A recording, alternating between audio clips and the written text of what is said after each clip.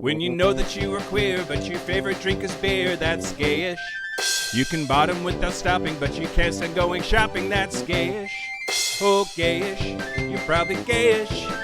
Well, life's just too short for narrow stereotypes, so it's gayish. We're also gayish.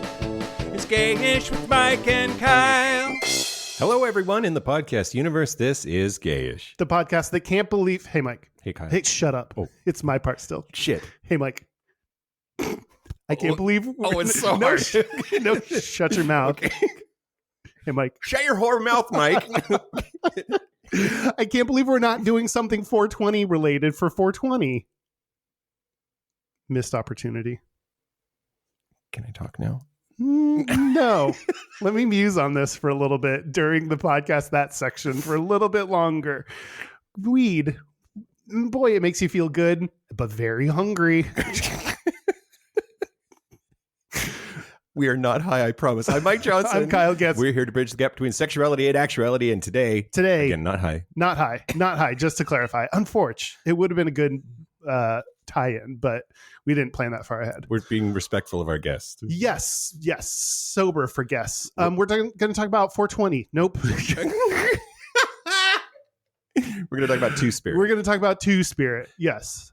Which... Yeah, we'll talk here in just a little bit. But first, a little bit of feedback, which I thought was interesting. Okay.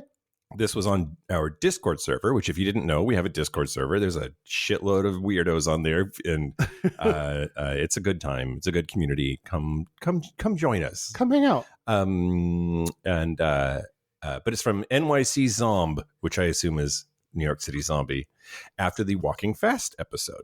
Said, quote, "So I got to say, I disagree with Mike on this one. Oh. This is a stereotype that's good.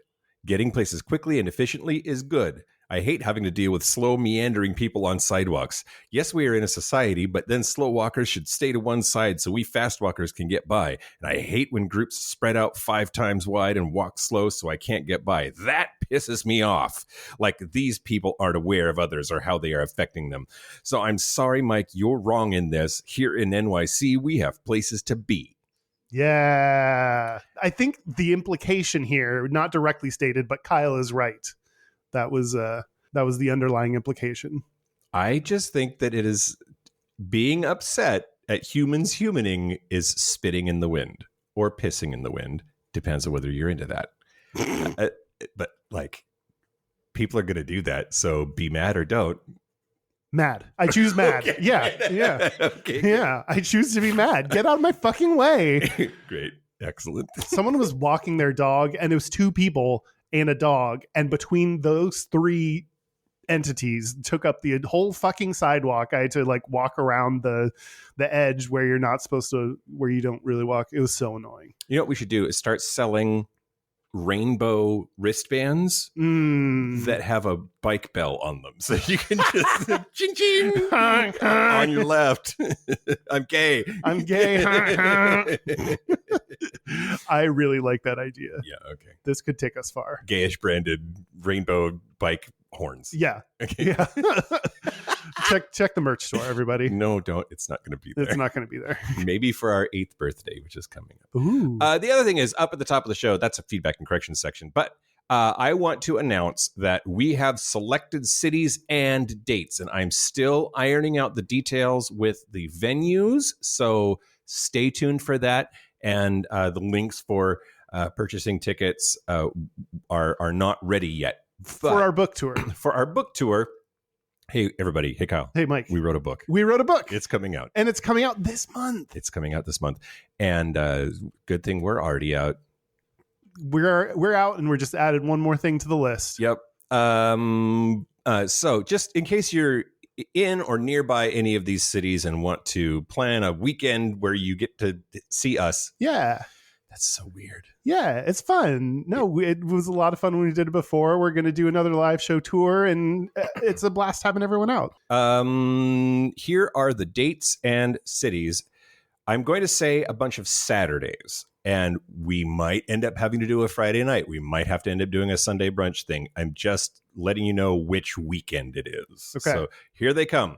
Okay, so we're having a book release party in Seattle on February 8th. And then we will be in Atlanta on February 22nd. We'll be in Chicago, Illinois on March 8th. Then we'll be in Washington, D.C., March 22nd. San Francisco, California, April the 5th. And we will round out this little tour in Dallas, Texas on April 19th. Mark your calendars, or as Big Fatty would say, mark your marking calendars. Sure. Marking calendars. Mm-hmm. Because we're coming to your town. Yeah. Or if you're nearby and want to commute in. Yeah. Yeah. Especially Dallas folks. You can come in from Houston or Austin and come see us still. Yep. Yeah. Do it. We're really excited about this live show tour. We're really, really excited for y'all to read our book. And more details forthcoming on like venues and exact dates and stuff. Yeah. Also, glad to be going back to Chicago. Yeah. Can't wait. I will not be drinking Malort or whatever. Malort? Malort. Oh. Yeah. I mean, got that experience once and don't need it again. I'm really susceptible to a dare. So, I mean, we'll see. If I were dared, maybe. Okay. I don't know. Yeah. All right. Well, look forward to that and hearing about it every episode. Yeah. Until we're done. You get to be annoyed by that. Yeah. Gayish. Gayish. Okay. And now the news. Shut your mouth hole. It's time for your ear holes. News. What's that heavy sigh for, Mike? The fucking furnace that people said they couldn't hear, but it is. I don't know how you can't hear that. It is like oppressive. It's not that bad. Okay. Well, news the first. Great. So there was a horrific attack at a New Year's celebration in New Orleans, Louisiana, and a driver ran into a crowd of people on Bourbon Street, killed 14 and injured at least 35 others. And so, of course, Republican Majority Leader in the House, Steve Scalise, Representative Steve Scalise, says that the whole thing should be blamed on, quote, the DEI movement and wokeness. Of course. How are we connecting these two unrelated things? Well, yeah. So he was on the WWL First News with Tommy Tucker. That's not a name. It's a podcast to discuss the attack. And he said that, quote, some of these agencies have gotten so wrapped up in the DEI movement, they've lost track of security measures. So we're so distracted by DEI initiatives that we can't keep venues secure anymore. Exactly right. Jesus Christ, that's a stretch. And I know stretching. The FBI is so busy being woke that they forget to track terrorists. Right. Jesus Christ. Quote, call it wokeness, call it whatever you want, but where their main focus is on diversity and inclusion as opposed to security, and they're two very different things, and we've got to get back to that core mission. And this happened in the Department of Defense as well, as we've pointed out in the DOD, we pointed out in Homeland, we pointed out in the FBI. And so, if nothing else, let's get back to these agencies focused on keeping Americans safe, period. Wow. Period. So, I have an announcement, Kyle. What's that? The first 2025 Dickbag Fuckface Asshole Award nominee, U.S. Representative Steve Scalise, is now a nominee. Mark it down, Derek. Put it on the list. He thumbs up my butt, so it's happening.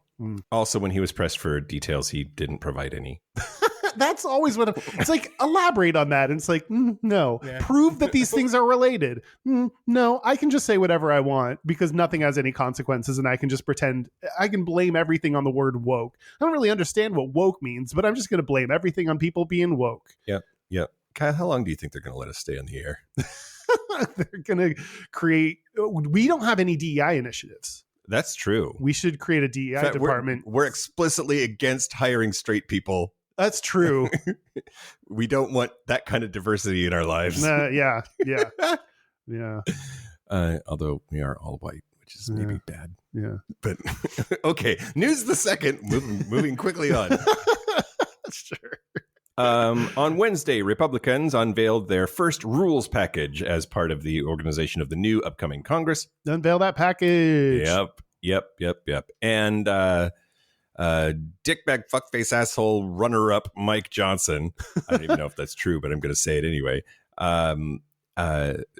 has made it clear in the draft of the rules that Republicans' number one priority is going to be trans people. Jesus Christ. I mean, of course, shouldn't be a surprise, but Which let's juxtapose that with the last story, right? yeah. Who's too focused on DEI and wokeness now? Yeah.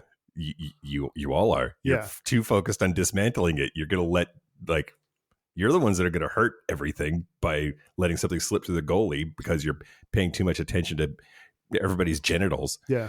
Fuckers. Oh, I'm so mad. Now what they're planning to do is in that rules package that includes this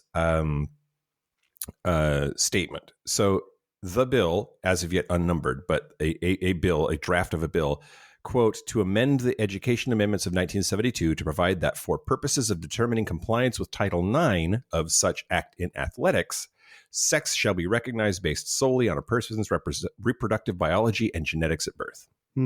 So they really do want to check all your genitals to make sure you're the right sex before signing up for a sport. Yeah, and quite famously, the Title IX has lately been used to make the argument that, especially for gay people, a lot of what it boils down to is sex discrimination, gender discrimination. That the only reason you're okay with a man and a woman being married, but not a dude and a dude being married, is because of the gender of one of the people that's involved. Right. That's protected under Title IX, and therefore the federal government has no business in discriminating against a same-sex marriage because that's just gender discrimination on its face. Right. And the courts have agreed with that for the most part.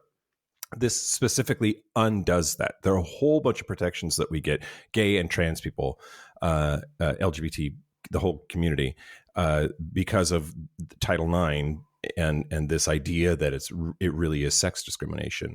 And this, if it's successful, would be stripped away. Now it has to get through the Senate, no matter what they do, and that means that we would need 40 Democratic senators to filibuster, which it's conceivable that we have the numbers there if Democrats are willing to hold strong on that. And it sort of depends on whether they're going to circle the wagons around our community or not.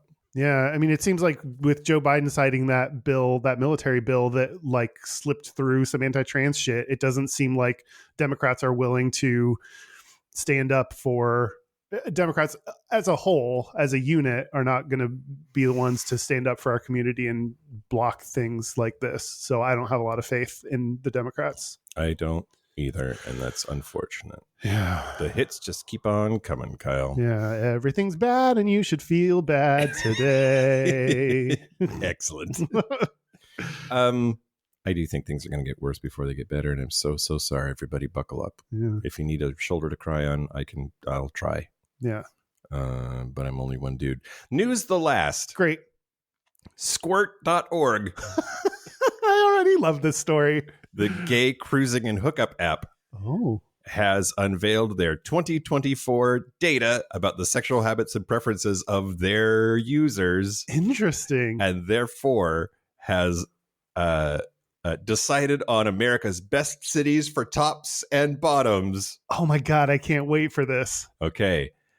Where do you think Seattle is going to sit? Like if you had to guess just based on like your subjective feeling about Seattle and what the rumors and where do you think rumors are lots of bottoms here. Bottom heavy. Okay. All right. And I would say like top is going to be like New York. Okay. So maybe Texas might have a lot of tops because everyone's a little bit homophobic. So the two lists I'm going to go over are the top 5 cities in terms of tops that have the most tops. Okay. And then the top 5 cities that have the most bottoms. Remember all the announcements Mike just made about where we're going on tour? Change that. Erase all of that. Our new cities that we're attending are the top list of tops. Great. Okay, what are they? Number 5, most tops, Seattle. According to Squirt. Seattle has the 5th highest number of tops in the country. Wow. Number 4, most tops, Jacksonville, Florida. Okay. Which that's That a little bit checks in with your vibe there about Texas. Most tops, number 3, San Antonio, Texas. Hey. I don't. I mean, the picture that they chose was a dude wearing a harness and a pink cowboy hat. Oh, cute. He does not look like a top. Number 2, most tops, San Francisco, California. Wow, San Francisco. Good for you. And on the list. We'll be there. You're getting. Oh, I can't wait. And the number 1 city, most tops in the country. Everything is bigger and girthier in Texas. Is Dallas, Texas. Dallas. Which is, also on the list. Also on the list, Kyle. Can't wait. Great. And now let's do the top 5 for bottoms. Okay. Number 5, Portland, Oregon. Which that kind of explains how many Portlanders come up here to Seattle and how many Seattleites go down to Portland. Oh. Like, our communities are, there's some backwash there. Sure. There's some snowballing going on between Seattle and Portland. Most bottoms, number 4, Denver. Oh. I don't know. So snowy, you got to get cozy, and it just seems so like, I don't know, lumber sexual or something like that. I don't. Anyway, most bottoms, number 3, Atlanta, Georgia. Hey, we'll be there. We're gonna go there. That one surprises me, but that's just because I think of the South as being totes mask bra. Yeah, for sure. Number 2, most bottoms, Phoenix, Arizona. Which I've never been to before, but I liked part of the breakdown here. This is the Advocate's article about it. It said Phoenix had a record-breaking 113 days in a row with temperatures over 100 degrees Fahrenheit, which would make anyone want to lie down for a while. And the number 1 city in the United States with the most bottoms, Los Angeles, California. Wow. We got either ends of the spectrum with LA and San Francisco. Yep. So, I don't know. Interesting. Thanks, squirt.org. This is the hard-hitting news we needed. Yes, I needed this as a reprieve from other horrible news going on. Yep. That's wonderful. That's the news. That's the news. Speaking of things that are wonderful and a break from the horribleness of the news, I want to thank the following new Patreon member, Sean K. Sean K. Yeah. Special K? Special Sean K. If you want ad-free episodes a day early, if you want bonus episodes and segments, if you want to use Mike's hole to say whatever you want him to say, as long as it's 100 words, then go to patreon.com/Gayish podcast. Do it. Do you want to talk about Two-Spirit? Okay, Kyle. Okay, Mike. The thing about this episode that we're nailing is having someone on who is a member of the community we're going to talk about. Yes, we don't always have on guests that represent the topic, but this one seems like particularly important to have someone on that knows what they're talking about. Yes, absolutely. Because in looking into just like a little bit about this whole thing, it's become very clear that people don't actually know what Two-Spirit is. Right. Will inevitably fuck up talking about it. And I'm not afraid of fucking up, but on this one, I don't want to fuck up. So we're not going to fuck up. It's like other topics we talk about are, like y'all hated when we did like cars or whatever, or like You're welcome. Theater or, like fashion. That's our most reviled episode of all time. But like, this is a community of people. So, hopefully by having a guest on, we will do better at not fucking it up by, they can speak to what their experience and what their definition and their, So we're going to have Two-Spirit extraordinaire, Rebecca Nagle on the show. And she's going to get us all ironed out. Yeah. What do you want to know? What are you thinking about asking her? I mean, I just want to know like her definition of Two-Spirit. Two-Spirit was created by a committee in, I believe, 1990 to represent kind of a vast array of different identities as each individual group of Native Americans has their own genders and sexuality names and stuff. So this is the like representation of all that through one committee. So I'm just curious to get her definition and what her experience is like. And she does a lot of cool stuff. She has hosted a podcast. Has a book. A Peabody Award nominated podcast, by the way, which is like, we just would never. So that's hugely impressive. She's a really impressive person. So I'm excited to learn more about some of her other projects as well, not just about the Two-Spirit topic. I can't come up with a joke about someone peeing on my body fast enough. But that's the punch. Okay, I got it. Great. What about you? Yeah, I just want to understand it better. I think that I feel like the alphabet soup, you would see 2S, or people would say Two-Spirit more often, and that it's like taken a big step back in the last, I don't know, 5 years or so. Like I feel like I hear it less often, see it less often in the abbreviations. I want to sort of ask about that or test whether that's true or not, but mostly just really, really understand, like in as much as I can, what is the whole thing about, and what are the cultural contexts that we need to be aware of when we're talking about it. Yeah, you're right that sometimes in LGBT you'll hear LGBTQIA2S, or sometimes people put it at the front 2S LGBTQ. So this is that 2S that you may have heard of. Yeah. Well, we're going to take a break, and when we come back, we're going to have Two-Spirit extraordinaire Rebecca Nagle on. Yeah. Should we take a break? Yeah, let's take a break. Great. Break. This is the part where Mike and Kyle take a break. So are we back? We're back. We're back. We are here with Rebecca Nagle. Rebecca, thanks so much for being here. Thank you so much for having me. Yeah. So just right out of the gate, we talked about this a little bit at the top of the show. Two-Spirit is this thing that we hear a lot, but it seems hard to sort of pin down exactly what the concept is. You identify as Two-Spirit, is that correct? Yep. Can you say a little bit more about what that means to you, what the parameters are? Yeah, totally. So I think the easiest way to explain what Two-Spirit is that it is an umbrella term for the LGBTQ plus Native community.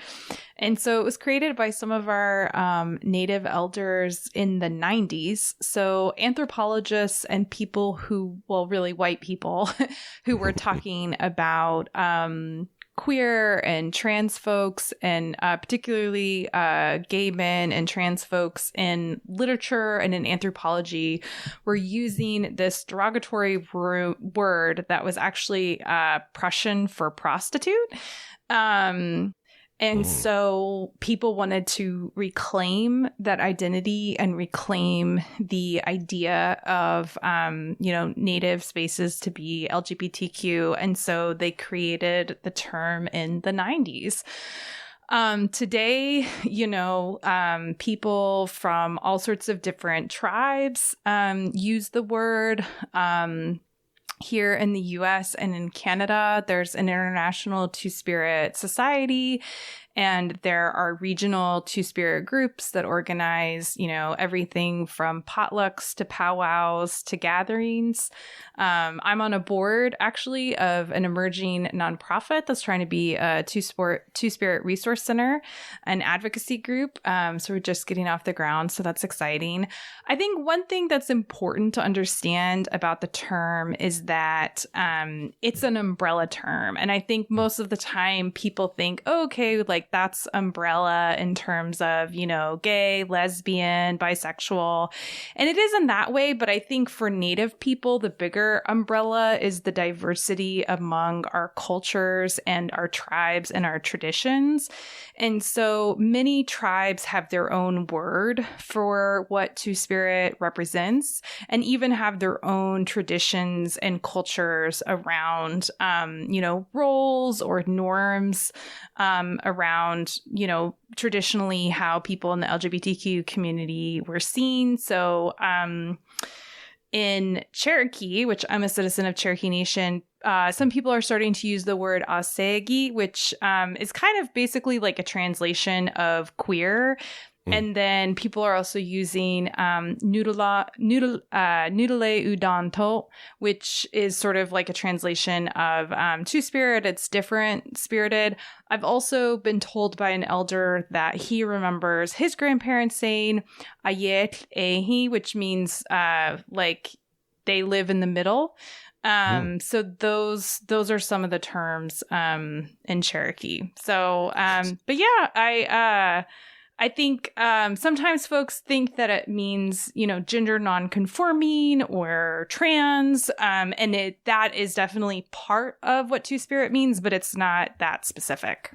It can maybe mean any or all of those things depending on the individual tradition then. Yeah, I mean, it's not like there was, people talked about when they had this gathering of elders in the 90s, people talked about what some of the words in their own languages. And so the word two-spirit is informed by that. But it's not a traditional term, it's a modern term that's an umbrella term for the LGBT communities. And then people may have a totally different word in their language. Yeah. And are there some traditions that have no word at all? Like, is it there's this problem, right? That we think white people can think of Native folks as being a monolith, and you're definitely not. And I'm just wondering how widespread is this concept of two-spirit from like tribe to tribe?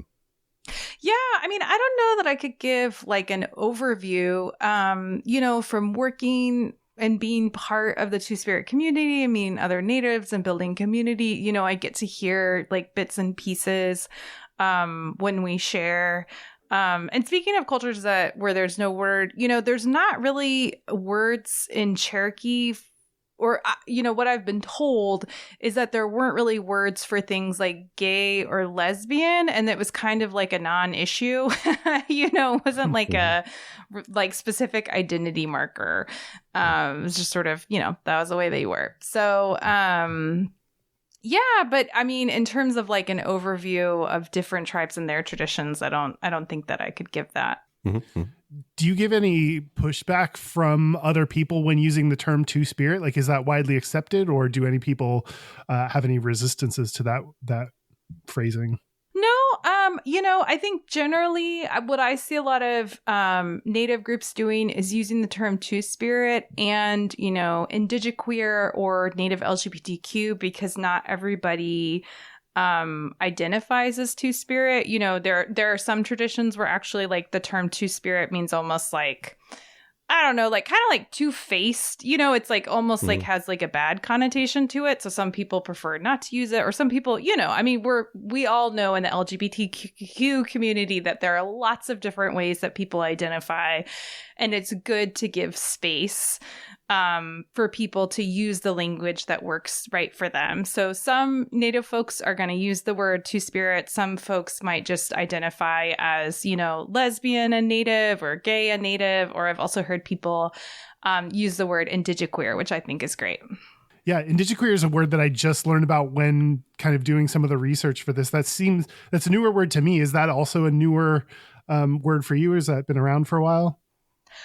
Honestly, I don't know the origins of indigiqueer. I've definitely been hearing it used more recently, but I don't know the origin story of it.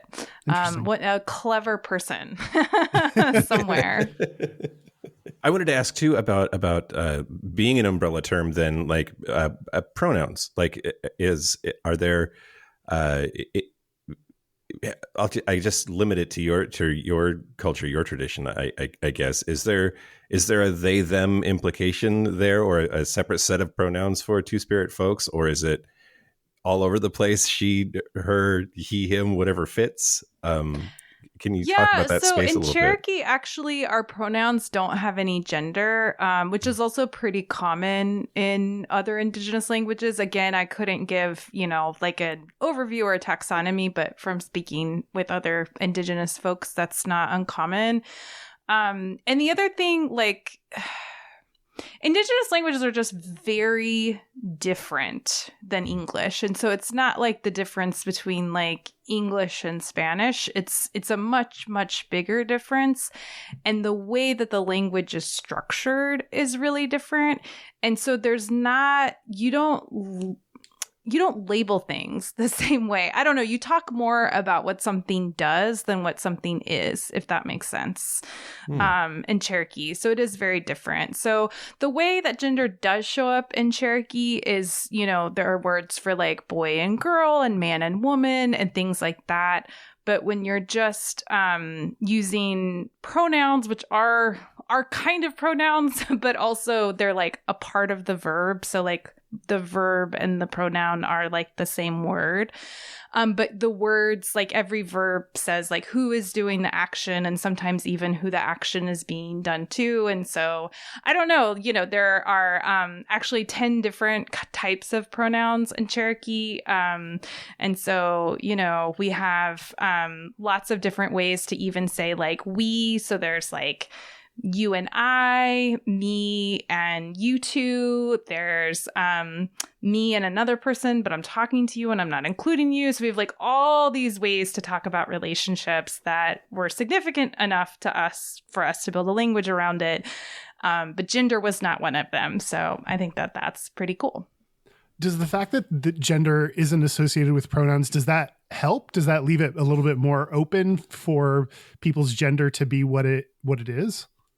I mean, traditionally, it may have been. I think today, just talking about like contemporary Cherokee life in a practical way, one is that our language is endangered. And so the spaces where it's spoken are few and far between.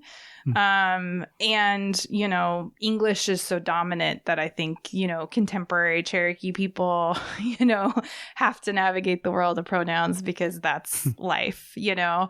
But I like to think that like back in the day, you know, prior to colonization or even, you know, 100 or to 150 years ago where there were communities, I mean, even a generation ago, you know, there were communities where people were speaking in mostly Cherokee.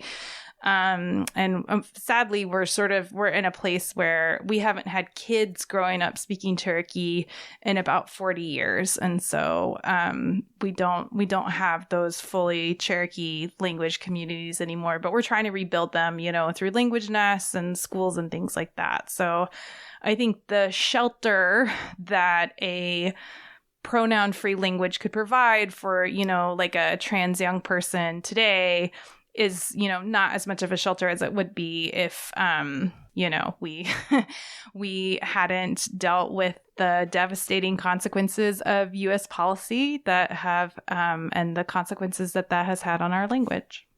Yeah. You mentioned the fact that the language is endangered. Do you feel like an obligation to try to maintain the language, or, you know, how do you combat kind of the danger that the language is under to not be around anymore?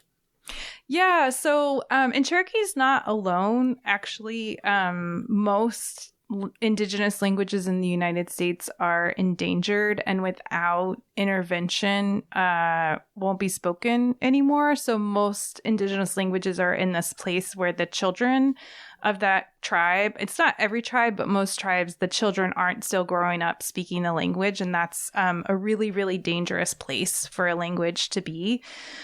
And so Cherokees are doing a lot, you know. I had the privilege to participate in an adult language immersion program through my tribe. We have an elementary immersion school. I have also had the privilege of volunteering with a really cool program called Little Cherokee Seeds, which puts little babies and their mamas in an immersive program with first language speakers. So we're trying to get babies growing up speaking Cherokee again for the first time in a few decades.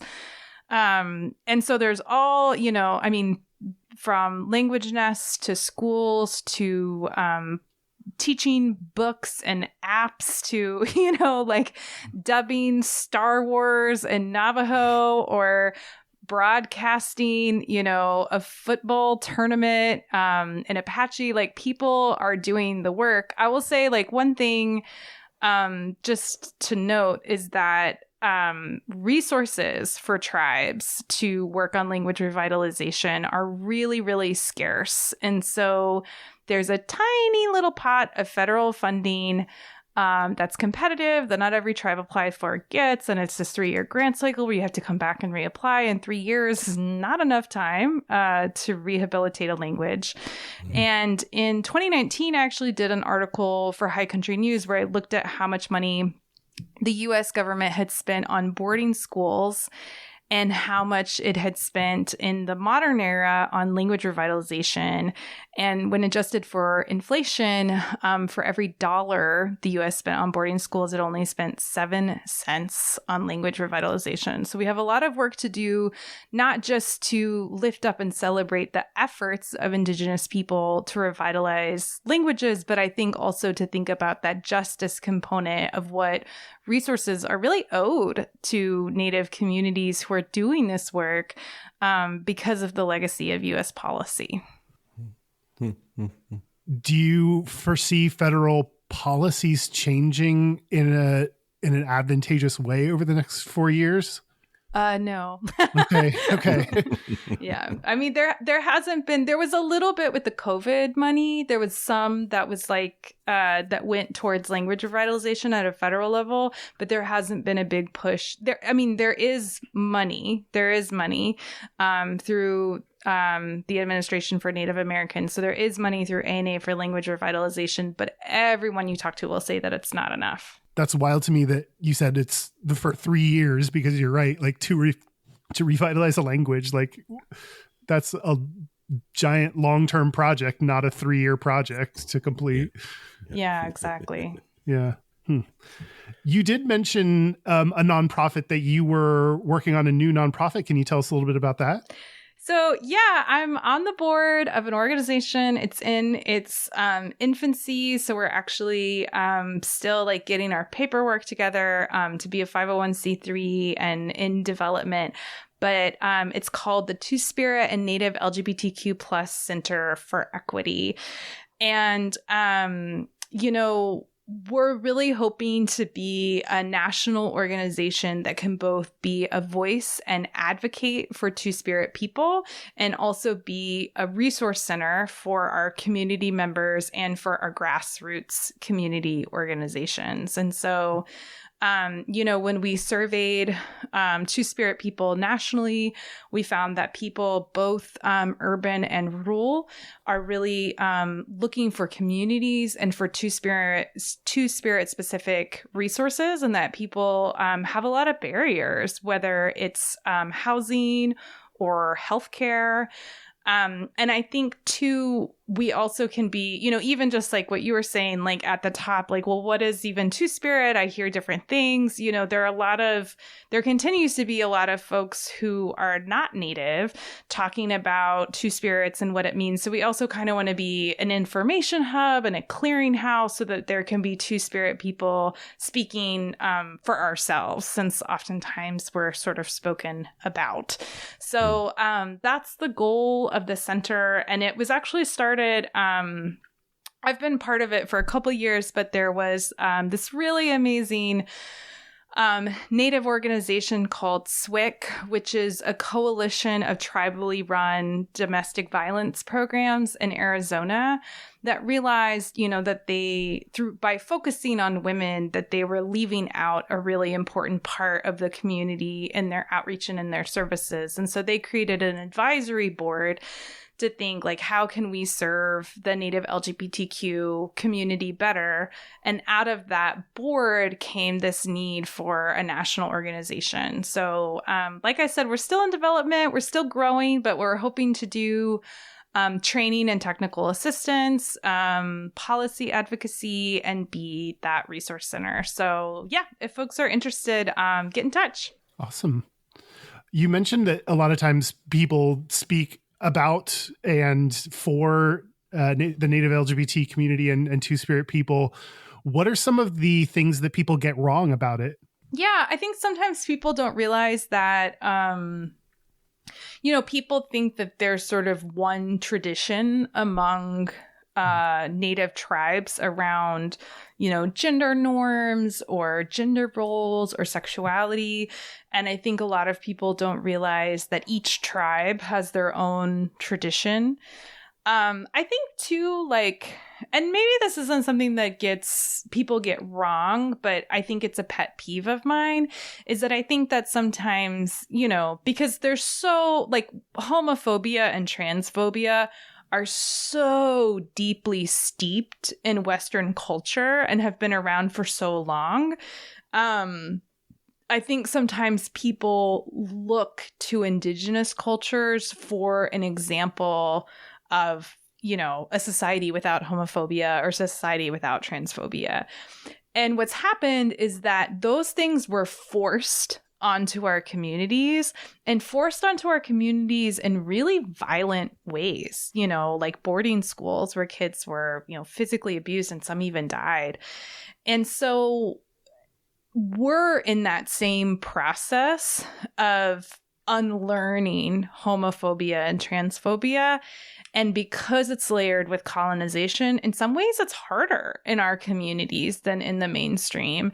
And so I think that's something that I get frustrated with when I see folks kind of grasping for indigenous cultures as sort of an affirmation, because as Native people, we don't even necessarily have that. And I think especially too, when there's that looking for affirmation in Native cultures without giving it back, without helping us rebuild what's been damaged or what's been taken. And so I always tell people, if you're looking for a culture, if you're of European descent and you're looking for a culture where it was okay to be trans, or where it was okay to be gay, or it was okay to be a woman and not be a housewife, go back to Europe. There are indigenous cultures there that have those traditions, and you might have to go further back in time, but they exist, And so I think, and so that's what I would say. And I think too, it's if you want to take wisdom from indigenous cultures or teachings or whatever, well, one often is whatever you're getting has been garbled and watered down and isn't the real teaching anyways, especially if you're getting it from the internet. And then two, it's instead of just taking those things, do it in good relationship where you're, building with people and investing in the communities that, you're wanting to learn from. So if somebody has a little blip on their 23andMe, they shouldn't start trying to. No.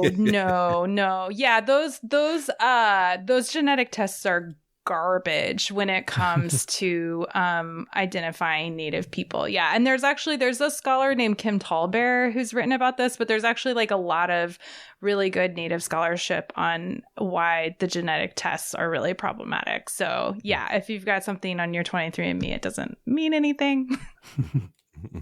We talk about stereotypes on this show, and talk about the different ways stereotypes come across for gay people, for lesbian people, for trans people. Are there any stereotypes of two-spirit people, whether true or not? When someone says two-spirit, are there some assumptions that come along with that that you can think of? I think the biggest misconception is that it means gender nonconforming or trans, which, absolutely is included in the term, but isn't all that the term means. And so I think that's probably the biggest public misunderstanding. And then I think the second biggest thing is just that we're left out. I think that one of the ways that anti-Indigenous racism functions in the United States is through erasure.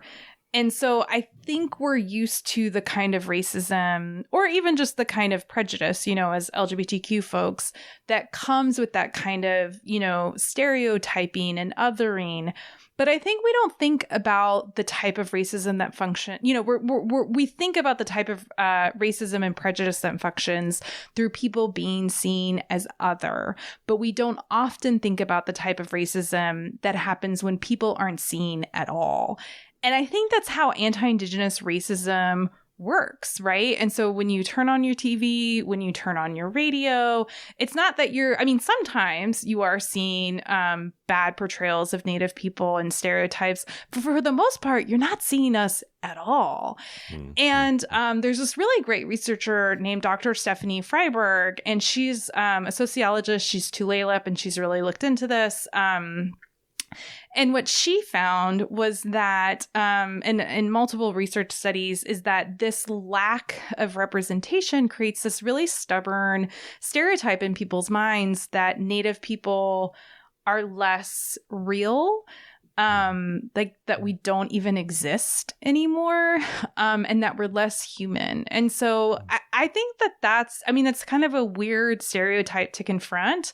It's a really weird stereotype to confront as like a living person when people are like surprised. Like I'll run into non-Native people who are like literally surprised that they're meeting a Native person and that we still exist. It's fucking weird, but happens more than you would think.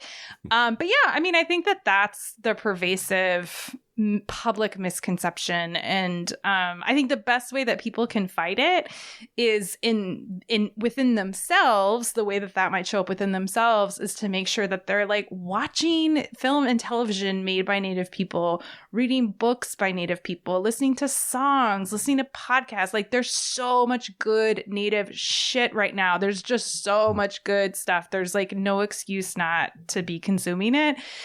And I think in terms of what you can do, not just to educate yourself, but to, make the world a better place is like in the ways, if you are a researcher, if you are a professor, if, whatever little space you have where you're influencing the world, is to include Native voices, in those things, So, so that's my shout out about Native erasure. But, I always tell people, it's like, just think about like where you get your news, like I listen to my news, and so just add Native news and Native voices, to your palette, to help fight that erasure. Because if you just sort of are plugged into the mainstream, you really can miss the content that we're putting out there.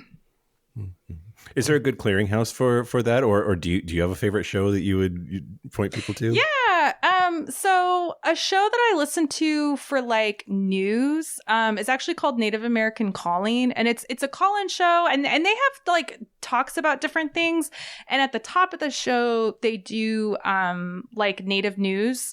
And so it's just like 5 or 10 minutes of headlines, which is good. So I kind of listen to it the same way I listen to Democracy Now! If anybody listens to Democracy Now!, where it's like I always listen to the headlines and then sometimes I listen to the interviews, but just to know what's going on.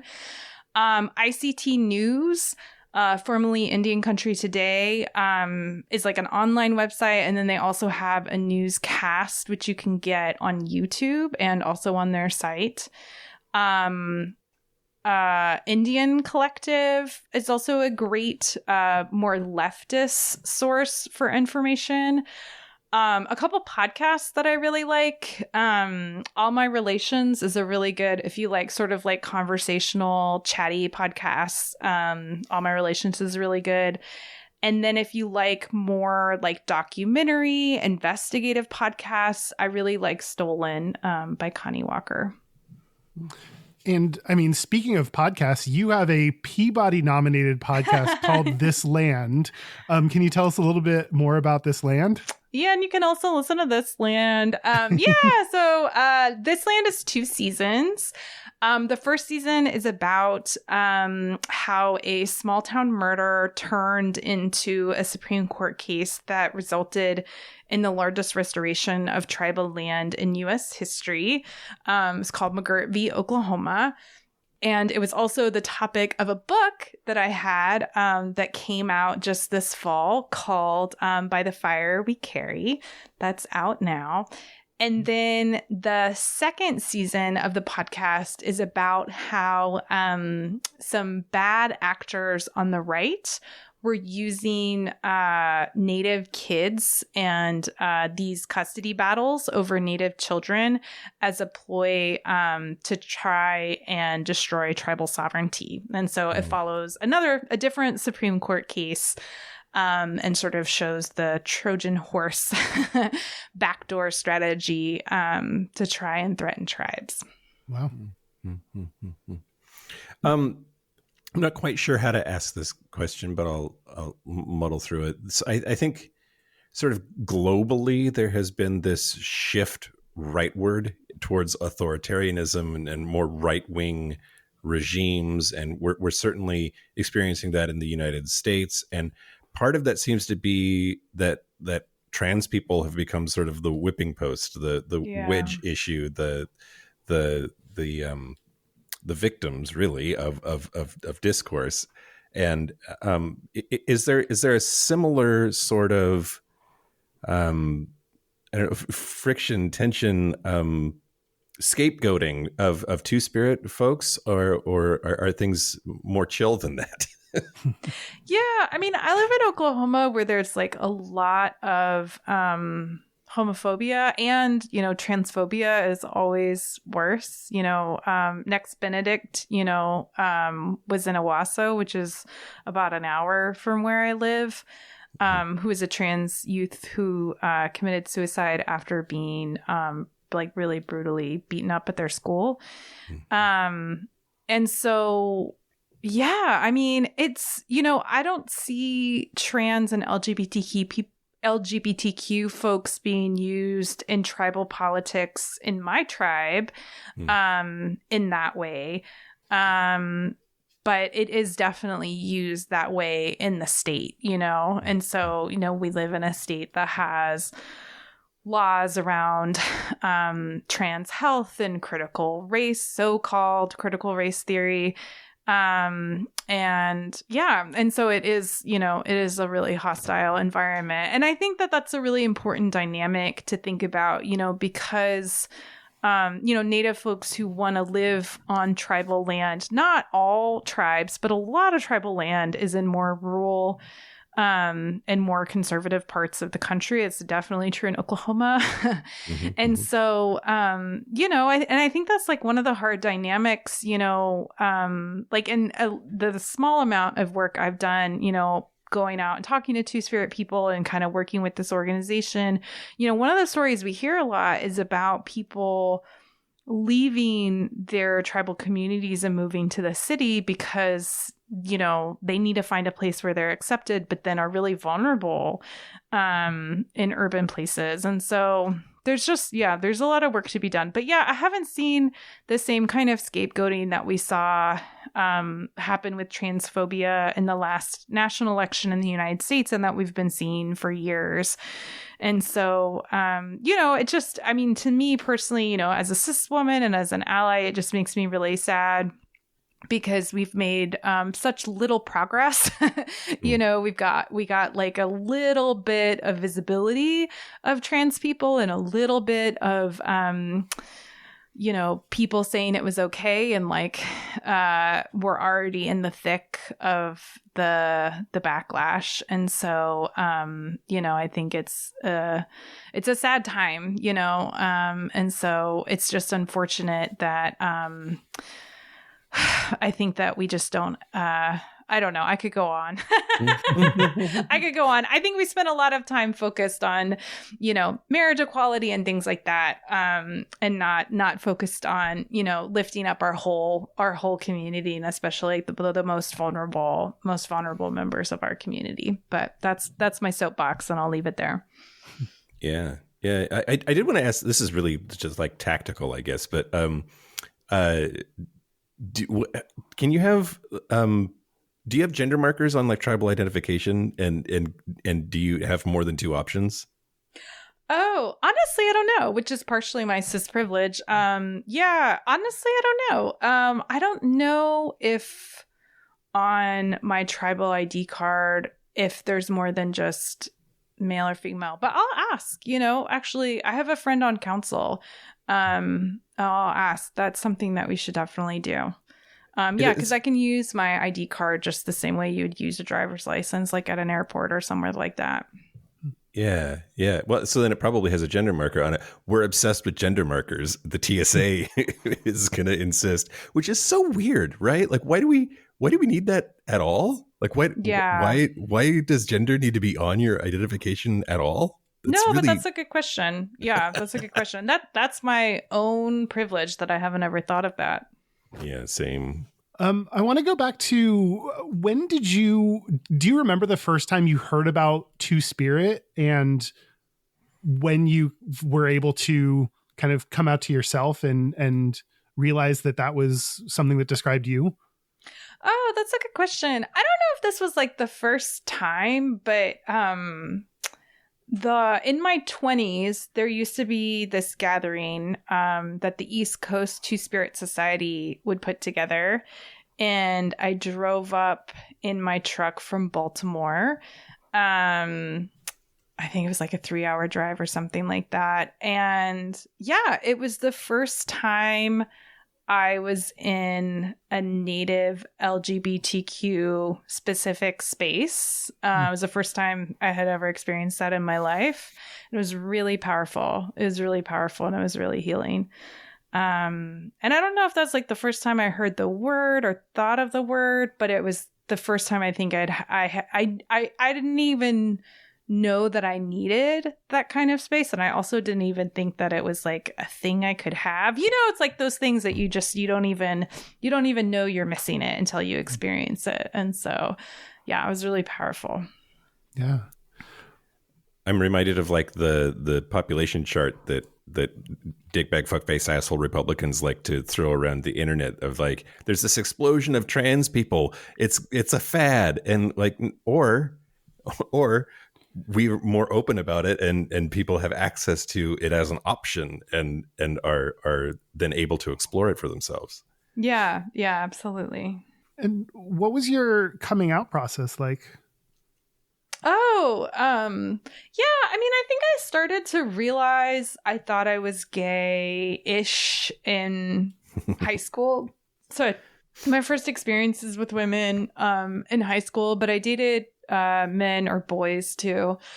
And then I think in college actually was when I was like, oh, okay, yeah, I'm queer. This really fits. And I remember the first time it was in college, I like learned about the word queer, and that felt really true to me. So it was, yeah, I mean, it was sort of a slow process. And then I don't know that I like had a moment where I came out. I think with my family, it was gradual. I don't know. It's funny. There was, with my dad for a long time, and with my dad's side of the family for a long time, I was in kind of like a glass closet where like people knew that I was gay, but we just didn't talk about it, which is very like Midwestern Oklahoma, you know, like it's just, I don't know. When I moved back here, I was like, oh, damn, I forgot how this works. Like, it's okay to be gay, but you're not supposed to talk about it. And so there was this one time I was just on the phone with my dad and we were just like catching up, and I had like gone on a camping trip with a girlfriend, and I was like in my maybe like my mid-20s, and he like changed the subject, and I sent him this email that was basically just like, I don't know why it was an email, but I guess I couldn't, it was like before texting was popular, and like I needed to write it. I couldn't say it, but I was basically just like, I'm gay. You know that I'm gay. I know that you know that I'm gay. Like, we all know I'm gay. And I was like, if you want to be in my life, like, you have to be okay with this. And he called me, and I'll never forget. It was so cute. He was like, I'm cool. I'm cool with it, Rebecca. I'm down with you being gay. And I was like, oh, Dad. So yeah. So that's my probably the closest thing I have to a coming out story. But I mean, you know, it was like, I grew up, like, I remember people saying really homophobic stuff at church when I was a kid, like talking about how, you know, like they didn't want gay people around their children, all that stuff. And so, and then I sort of escaped to the East Coast in college, and then was like in a place where it felt fine. And so, you know, I think it was just a process, you know, and wherever, you know, if you're listening, wherever you are in that process is fine. You know, it's not something, you know, it's something that can take time. It's something that can be quick, you know, whatever works for the person is what's right. So you went to the East Coast and went to school. What brought you back? Oh, that's a good question. I mean, I wanted to be closer to a few different things: family, my tribe. So yeah, I was actually looking for jobs in Tulsa, which is a city about an hour from where I live. And then I got a job working for my tribe in Tahlequah. So that's how I ended up here. And I really like it. So I stayed. What kind of work do you do with your tribe? I was doing language revitalization stuff. I don't work there anymore. So I do journalism full time now. Oh, awesome. Yeah. Very, very cool. If you could give advice to anyone who is Native or Two-Spirit or feels like they're, some kind of LGBT, what advice would you give them? What I would say is just that whatever your relationship is with your tribe, with your ceremonial community, with your family, that the injury that has cut us out of our communities and of our rightful place in our communities hurts not just us, but hurts our whole community. Our communities aren't whole without everybody. And they used to be that way, right? And so when we do this work of living in our truths, we're part of that healing process. We're part of that healing process. And a lot of times I've heard elders talk about how we're completing the circle, and that if we're missing from that circle is not complete. And so wherever you're at and whatever you're doing, living in your truth is part of that healing process, not just for yourself, but for all of us. That's beautiful. Yeah, that's really nice. Yeah. Okay, Kyle. Should we take a break? Yeah, let's take a break. Okay, let's take a break. This is the part where Mike and Kyle take a break. So are we back? We're back. We're back. We're going to do our Gayest and Straightest. We're going to do our Gayest and Straightest, but first, Rebecca Nagle, if people want to find out more about you, what you're up to, things you care about, tell us all the things.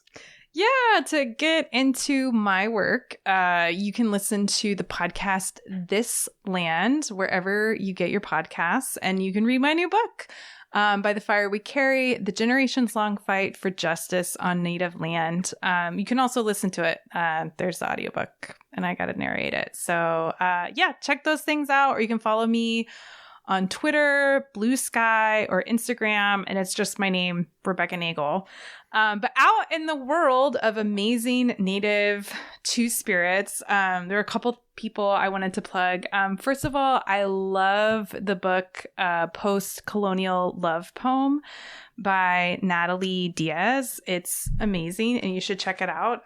There are some really hot lesbian love poems in there. And then there's this comic that I just found out about and obsessed with called Resbians by Carmen Salem. So those are a couple things to check out. Awesome. Thank you. Well, our website is gayishpodcast.com. We are on social media at Gayish Podcast. Our hotline, you can send us text messages or leave us voicemails, especially if it's your Gayest or Straightest, is 5855-GAYISH. That's 585-542-9474. Standard rates apply. Our email is gayishpodcast@gmail.com. Our physical mailing address is Post Office Box 19882, Seattle, Washington, 98109. Gayest and Straightest? Yeah, let's do our Gayest and Straightest. Do you want me to go? Yeah, go for it.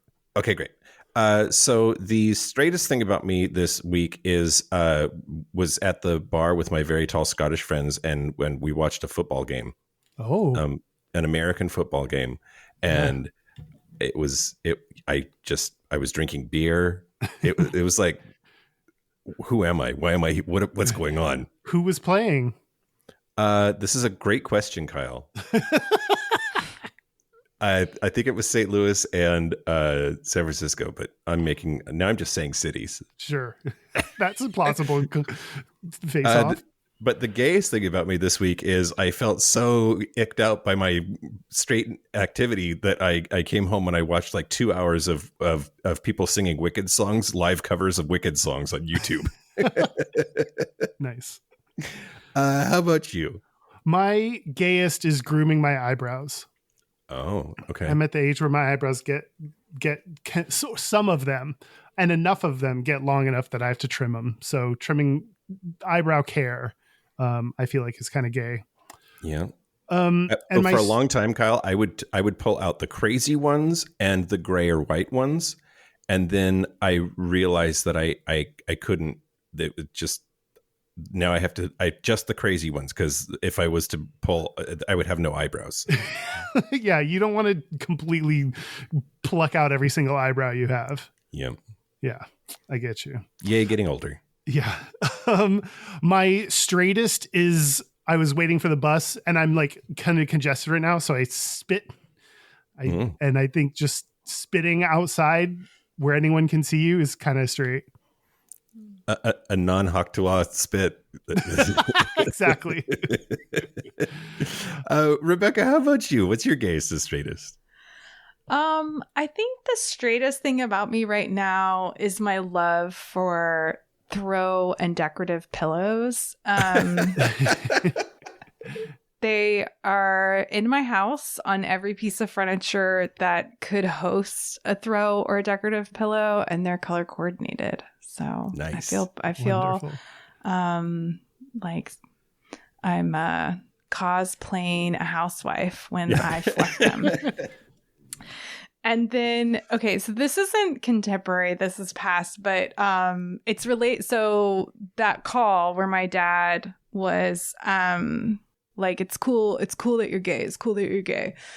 At the second thing he said on that call was, he was like, I'm thinking about getting rid of my pickup truck. Do you want it? And it was a little stick shift beige, sort of like lowrider pickup truck, very basic, like roll up the windows stuff. And I drove it until it got run over by a trash truck. No. I know, it was like the worst, slowest accident I've ever been in, because the trash truck was moving at like 2 miles per hour, but it was like so big it like crushed part of my car and it got totaled. But for a while, just to bring it full picture back to my dad, the gayest thing about me was driving my dad's old pickup truck. That's amazing. Yeah, I love it. He didn't even, I don't think he even got the lesbianness of it all when he offered. There is something about lesbians and their vehicles. Like, it's just, it's a thing for sure. Yeah. The other gayest thing about me is I do own a pair of Birkenstocks. Oh, okay. Yeah. Oh, but it's like the classic. foam kind. It's not the leather kind, but yeah. Yeah. They're really comfortable. It qualifies. We'll take it. Yeah, for sure. Yeah. Well, Rebecca Nagle, thank you so much for being on and talking to us about this world of Two-Spirit. We really appreciate all of your insights and your education. Yeah. Thank you for having me. Yeah, of course. And thank you to our super gap bridgers. Thank you to Locomotive, Simon Srirachi, Kaylee Adams, Kid Oliver, Kobe Gordon, Squoggle, Pip, Andrew Bugby, William Bryant, John Crowley, Yost Osel, Jonathan Montanius, Forrest Nail, Steve Douglas, Explosive Azania, Michael Covington, Just Jamie, Thomas B, Dusty Sands, A. Coleman, Chris Cacciatorians, and Jerome York. Thank you for your support. Thank you for your money. That's it. This has been Gayish from the Chris Cacciatorian Studios. I'm Mike Johnson. I'm Kyle Getz. Until next week, be butch, be fabulous, be you. See ya. See you next week.